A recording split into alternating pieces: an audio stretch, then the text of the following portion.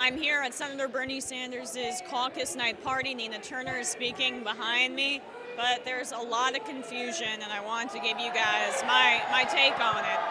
Basically, the DNC app crashed, was hacked, no one knows, but the results have been delayed.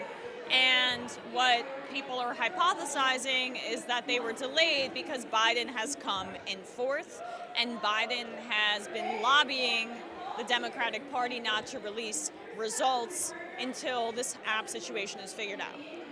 Now, my take here is, if the roles were reversed and an app irregularity happened and Bernie Sanders did not do well, that I, as someone who's voting for Bernie Sanders, would want the results to be delayed until we figured this out too.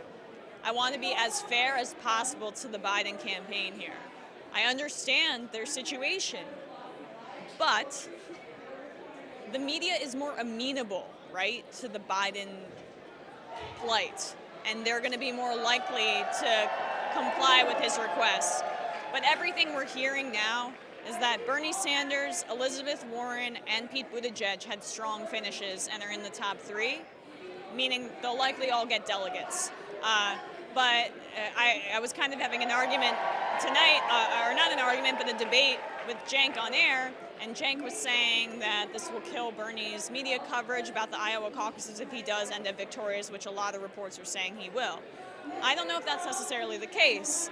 I think the establishment is in a full-blown panic because Bernie Sanders is likely going to win New Hampshire after this. But right now, it's the Bernie surrogates behind me are kind of filibustering. They don't know what's going on. It's midnight almost here in Iowa, nearly 1 a.m. on the East Coast. People have no idea what's going on. And while the sense here is that Bernie is likely to be victorious in Iowa, we don't know. We don't know for certain. So I wanted to give everyone an update here, there, because I thought I'd be coming to you with a great report about Bernie winning Iowa. And, you know, I had heard earlier in the day that Elizabeth Warren was going to have a strong finish. Fascinating. I thought she would come in fourth and Biden would have a very high floor.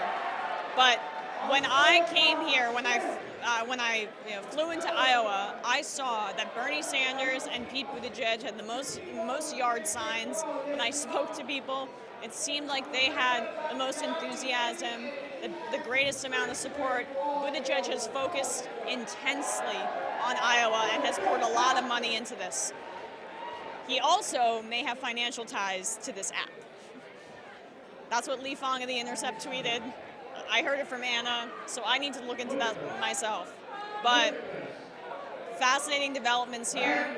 But what I really can tell you for certain is this is an awful night for Joe Biden and a potentially very good night for Bernie Sanders, as long as we keep the pressure on and make sure that the rug isn't ripped from under us this time around once again. But luckily, I think there are a lot more eyeballs on this now. Hopefully history doesn't repeat itself.